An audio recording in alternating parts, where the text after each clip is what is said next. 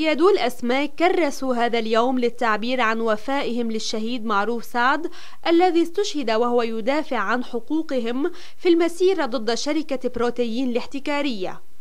زينوا مراكبهم بصور الشهيد معروف سعد وبأعلام التنظيم الشعب الناصري والأعلام اللبنانية، كما قاموا بجولات في مراكبهم في بحر صيدا، البحر الذي أحبه الشهيد كما أحب مدينته وأهاليها.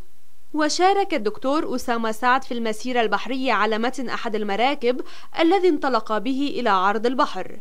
سعد حيا صيادي الأسماك في ميناء صيدا وثمن تضحياتهم ووفائهم لنهج الشهيد معروف سعد، مؤكدا الوقوف إلى جانبهم والدفاع عن حقوقهم.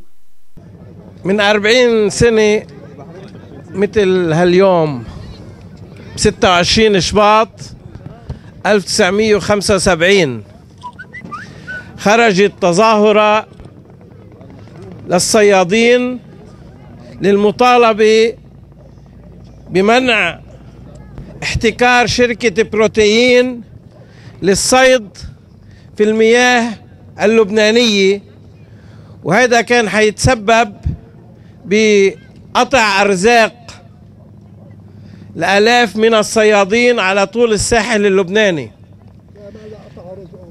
خرجت هذه التظاهرة على رأس الشهيد معروف سعد، ولكن يد الغدر والجريمة امتدت لتغتال الشهيد معروف سعد،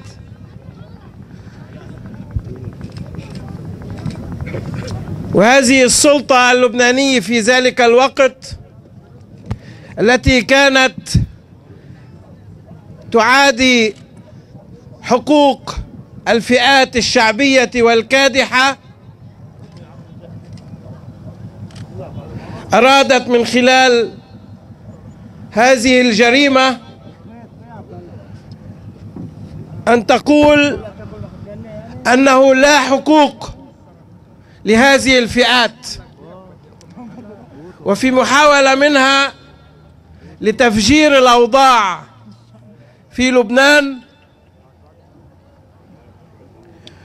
ولا زالت بعد كل هذه السنوات حقوق الصيادين وفئات كادحة وشعبية أخرى عديدة لا زالت بعيدة المنال. لا زلنا نحن هنا في لبنان نعاني من السياسات الاقتصادية والاجتماعية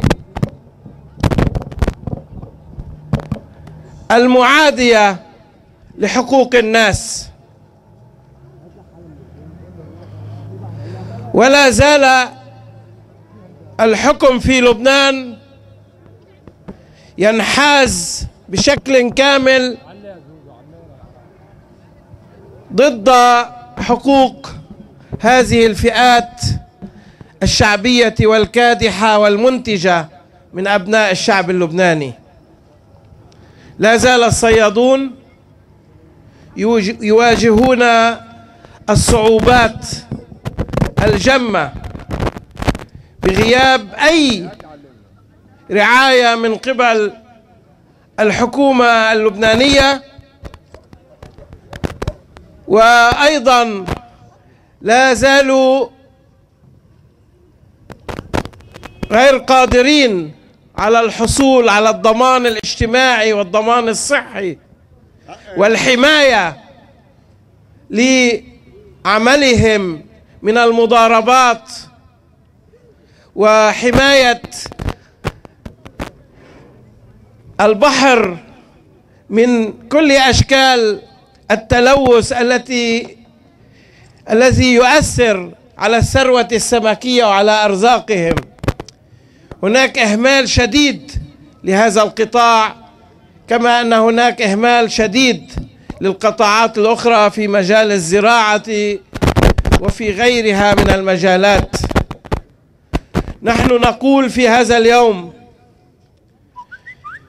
أننا مستمرون معكم أيها الصيادون هنا في صيدا، وأنتم كنتم الرواد حين انطلقتم للمطالبة بالحقوق.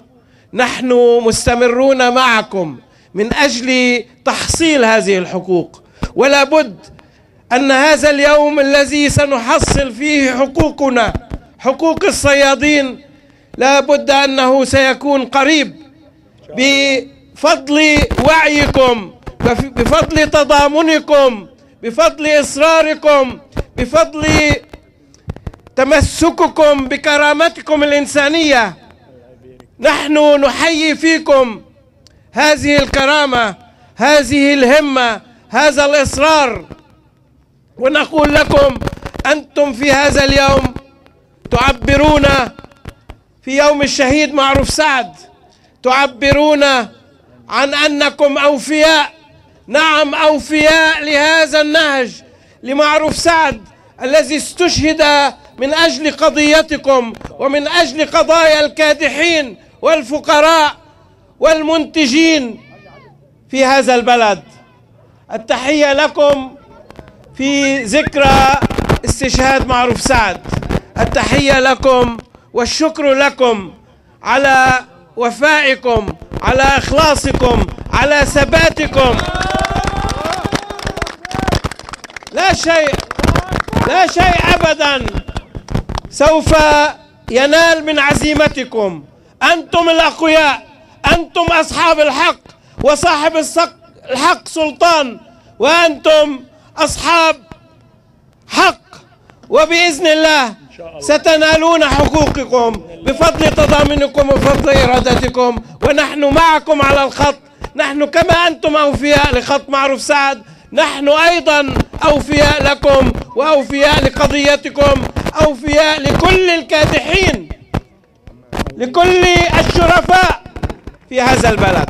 وبعد المسيرة جال الدكتور أسامة سعد بمشاركة الصيادين على سوق السمك وحيا جهود العاملين فيه. بدورهم العاملون وجهوا تحية الإجلال والإكبار لروح الشهيد معروف سعد.